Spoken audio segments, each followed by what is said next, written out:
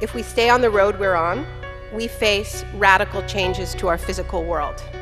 This is what the vast majority of climate scientists tell us. The alarm bells keep ringing. Our citizens keep marching. We cannot pretend we do not hear them. We know what we have to do to avoid irreparable harm. We have to cut carbon pollution in our own countries to prevent the worst effects of climate change. Since our government started meeting in 1990 to come up with a plan to reduce emissions, global emissions have gone up by 61%. Ireland is a small country, yes, but we have a large carbon footprint. Ireland is far off track, the transition it needs to make in terms of emission reductions. The commitments of individual states are way off course for a safe world. Our political leaders are sleepwalking us into a crisis of epic proportions, and they're playing political poker with the future of this planet. We're talking about allowing sea levels to rise in the name of protecting an economic system that is failing the vast majority of the people on this planet with or without climate change.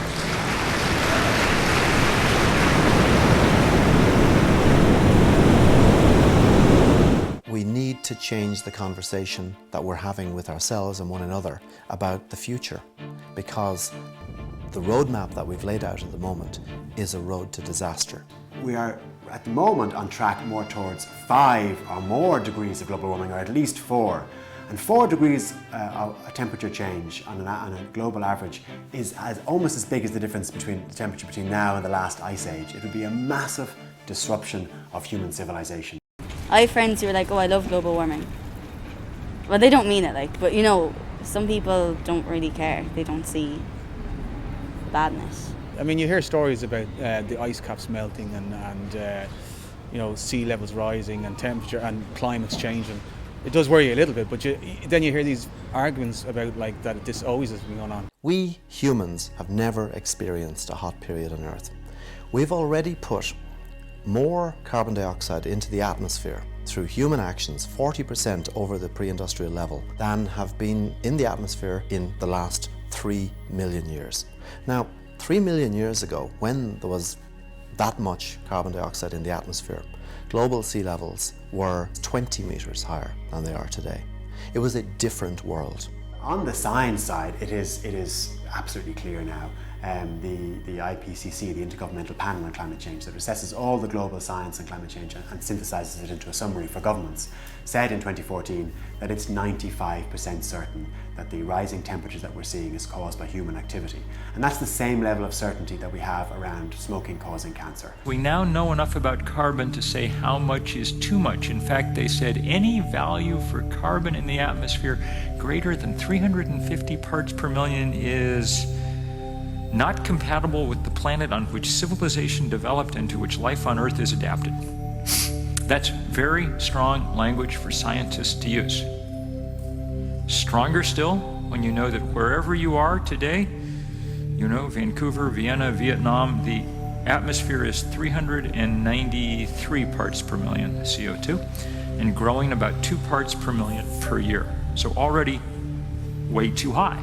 That's why, you know, Texas burns and Pakistan drowns. We're already seeing the impacts of shifting rainfall, increased number of disasters on people's lives and livelihoods. We've already experienced colossal impacts, but many people, because we mostly live in towns, we live in cities, we live indoors, are maybe unaware of the extent to which the natural world is already under assault. The WWF recently published what's called the Living Planet Index for 2014, and that showed an extraordinary decline in vertebrate life. It's down by 52% in 40 years. The pH of the oceans have risen by, I think it's about 30% since the 1950s. If that continues as projected by mid-century, we may have a situation where we have a cascading collapse of complex life in the oceans. What does that mean? That means marine life as we understand it dies. We're left essentially with an ocean full of jellyfish. We depend on the ocean for huge amounts of our oxygen. A dead ocean will lead to a global die-off that will extend far beyond the oceans. It'll certainly extend and take out most of life on Earth. I think there is a shift, and I think people are thinking about it a bit more, and I suppose realising that it's going to affect their lives in different ways, and it's not going to just be about a positive warmer day or a warmer summer, that there will be significant threats to people in Ireland. We're seeing impacts of climate change now, I would say, reflected in the response of the physical environment through flooding, through loss of biodiversity. I mean, you'd speak to people like Professor John Sweeney in Maynooth. I mean, he's fairly clear about what the impacts would be, and I mean, we've already seen them, I think. We know that Ireland is going to become wetter in the winter, so flood frequencies will increase very significantly. We know that Ireland will become drier in the summer. We have new storm and flooding maps that have been created for Northern Ireland by the Rivers Agency, and they're very good. But they show that already central Belfast is under significant risk from flooding, and that's without adding on climate change projections. Most civilizations developed in the coastal regions for the obvious reason principally of trade. So all our great cities, whether it's Dublin, New York, etc., they're all located along the coast. And we have trillions worth of infrastructure within a couple of metres of the sea level. Now, if we get sea level rises as projected by the IPCC by mid-century to late century, we're looking at 1, 2, and in some cases several metres of sea level rise. That means we're going to lose this infrastructure. For example, the world's ports by definition are at sea level. The world's ports are the vessels of trade globally. We can't trade without functioning ports. Ireland is quite vulnerable in many areas to coastal erosion. And coastal erosion, of course, is something that will be enhanced as sea level rises, because wave energy will be increased as waves fall from a greater height.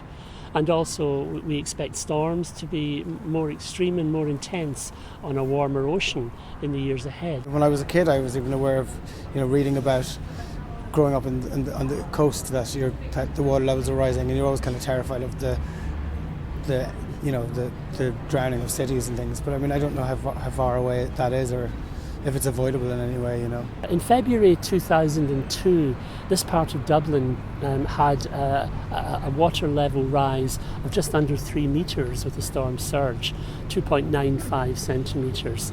Now, therefore, we have to think about, we have to recognise that wasn't a once-off occasion. It's not going to be something that will never ever happen again. That's a major issue in Belfast. We've had houses flooded, property damaged. You take a metre of sea level rise, it doesn't sound like a lot. You amplify that with a 2 to 3 metre storm surge, and suddenly you've got areas that, like Clontarf in Dublin, like Sandymount in Dublin, many parts of Cork and Waterford cities, they're going to be underwater. We had a major fodder crisis in Ireland, which is almost unprecedented in the last 2 years. We've had 2 huge freeze events. Now, freeze events are counterintuitive, but they're to do with the disruption of the polar vortex because of the rapid rate of Arctic ice melt and loss. So paradoxically, climate change and global warming to this part of northwestern Europe can also bring severe freezes. The last few winters have been so cold, and it's boiling now, and this never really happens. So it's not just coincidence, definitely something is going on. A loss of predictability. This is one of the key things, particularly in agriculture. For example, if you get a spring of drought, you can have an entire year's harvest badly affected. Equally, if you get floods at harvest time, you can have an otherwise good year ruined. So agriculture, and we're still quite an agricultural country, is highly exposed by definition to climate change. Time is pressing, the window is closing. We can't let this problem be put on the long finger. We can't let it be left for the next generation to solve. We have to actually tackle it seriously in a way we're not doing at the moment. It's around a lot, so you hear a lot about it, but to be honest, it doesn't really affect me that much, so I don't really give it much thought. The first thing I think of is polar bears, and then after that I think that probably I should think about it more, but there's so much going on that I don't really think about it at all, to be honest. So for Irish people to say, it's something that's happening in Africa, or it's something that won't affect Ireland, I think is a rather insular mentality. we will become, ultimately, we will change our climate according to the global average. We are a mid-latitude country. We will get the average change of the rest of the world. So if it warms up by 4 degrees, we will warm up by 4 degrees.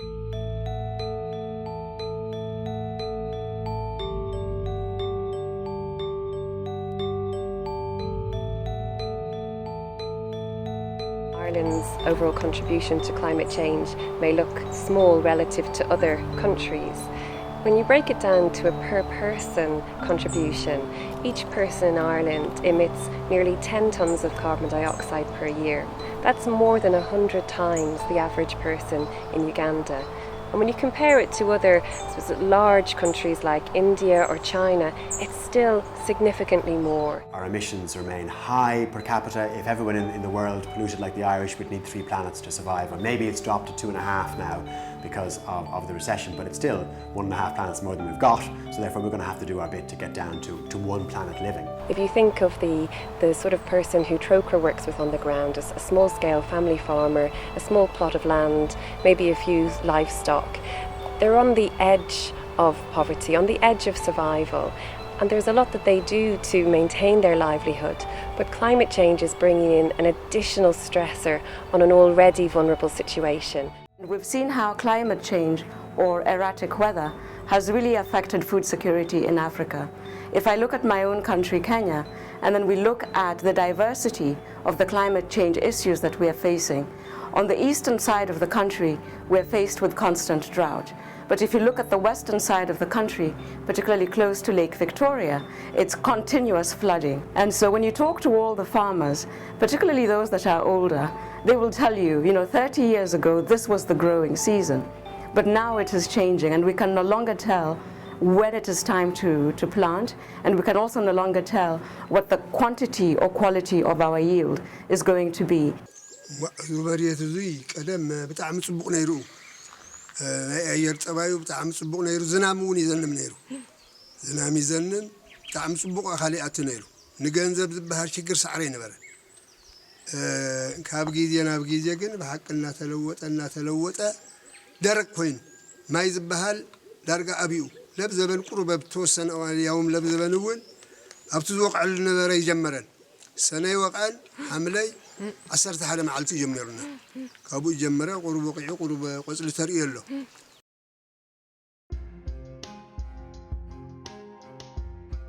ኣብ ኣየርላንድ ዘለውና ሕና ኒኤናን ይፈላለዩ ሕዚ ኣየርላንድ ዘሎ ብኢንዱስትሪታት ክኸውን ይኽእል ሕና ኒኤና ብዝምቑራፅ ኣግራብና ድራባዳ ብምንጣይ ሕዚ ኣብ ኣየርላንድ ዘሎ ካብ ኢንዱስትሪታትና ካብ ተሽከርከርቲ ዝወፅእ ጋዝ ንምባል من زخون نوع زخون جاز مفتاح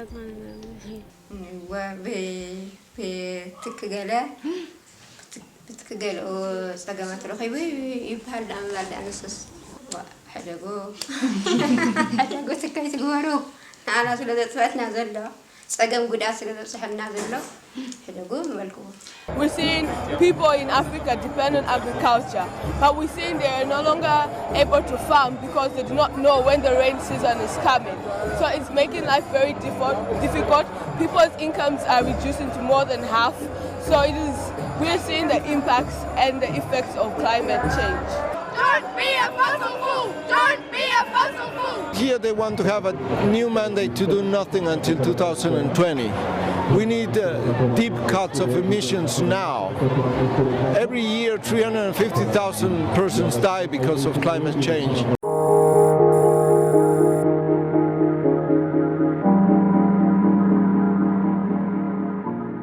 And do you think is climate change something that's affecting the world at all, do you think? I think so, but then there's a lot of people who say that it's not real and that it's just made up. The lobby to try and tell us that there is no climate change is very powerful, and even though there's a lot of consensus, there's still so much in the media is saturated by people saying that it doesn't exist and they have a lot more money than the people who don't. There's too much money getting made. It's as simple as that, and they're greedy, so they don't want to lose their money. What has happened is that the fossil fuel industry has been loud enough in its threats and promises, in its use of its resources, and it is the most by far profitable business that human beings have ever engaged in. It's been able to use that money and the power that it gives to drown out the warnings of scientists all over the world. Much has been spoken about denial, say through the likes of the Fox News and the many of the right-wing denial, formal denial. But the most powerful denial is the denial in you and me. The denial that sort of says, yeah, it'll probably be all right, and this has never happened before, and you know, change is normal and we'll be fine. That denial, that little voice in your head. I think it's a very natural human reaction that we don't want this to be true. We don't want climate change to be a human responsibility because it involves taking on actions that might seem inconvenient. We'd just rather it wasn't true. We've been told we're entitled. We should have more of this, more of that, more of the other. The science and common sense tells us that we're running out of this, that and the other. We're running out of world. Human beings, I guess, tend to be greedy and we're not going to value the environment if we don't value what it does for us. And we need to understand how much it does for us. We need to understand that the economy is based in the environment. We're pushing other species to extinction. Many of these are what are called keystone species. We depend upon them, not just for their welfare, but for our own welfare. Economic growth relies on the environment, and if we disregard the environment in any way, we're sort of biting the hand that feeds us. It's a system that we constructed, that we do well by, that without intending to, is in the process of destroying life on Earth. That's a hard thing to get your head around, because that system has delivered us, you know, central heating, flushing toilets, the iPhone 6, all the good stuff in life, foreign travel, things that our grandparents couldn't have dreamed of. And yet the same system that has delivered so many goods is also in the process of destroying us.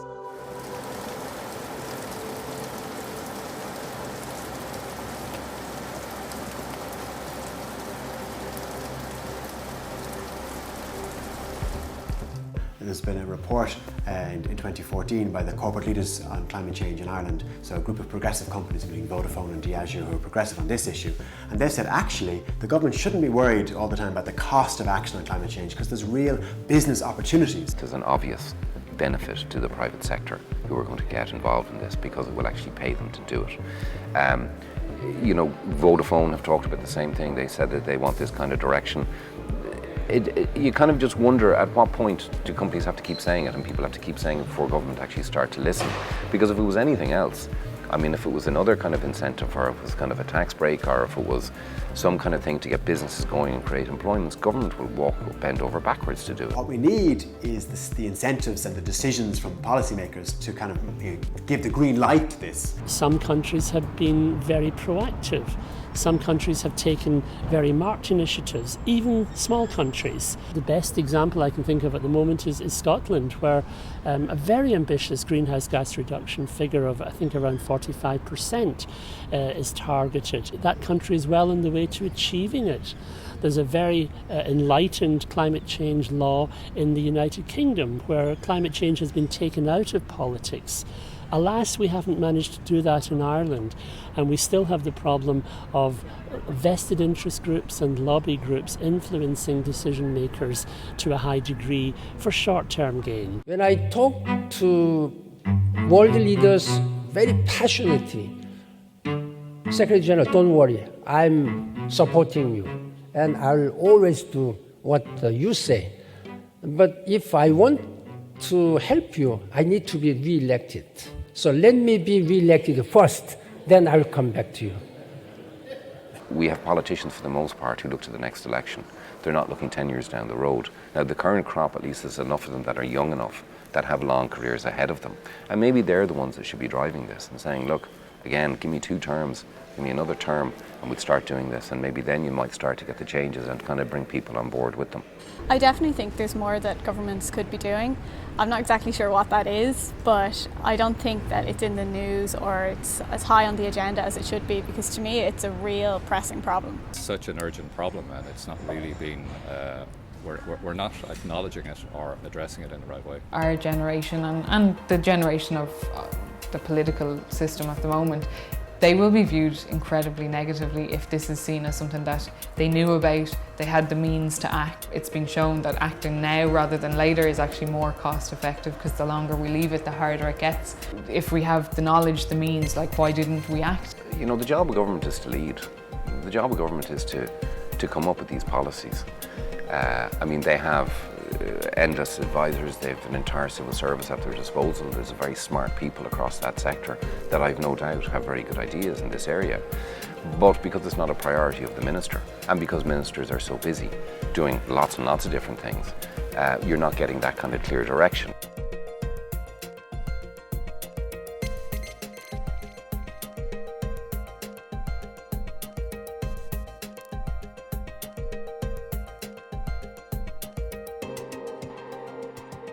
The government has set a challenging but achievable target for agriculture. They've acknowledged that it's a sector of particular importance to Ireland, and they've said most of the actual cuts in emissions will happen in transport and energy and buildings, but that agriculture and land use should aim to be carbon neutral by 2050. Our global energy is principally hydrocarbons, coal, peat, lignite, natural gas, etc., shale gas. These are disastrous. Burning, extracting, polluting all over the world, absolutely disastrous.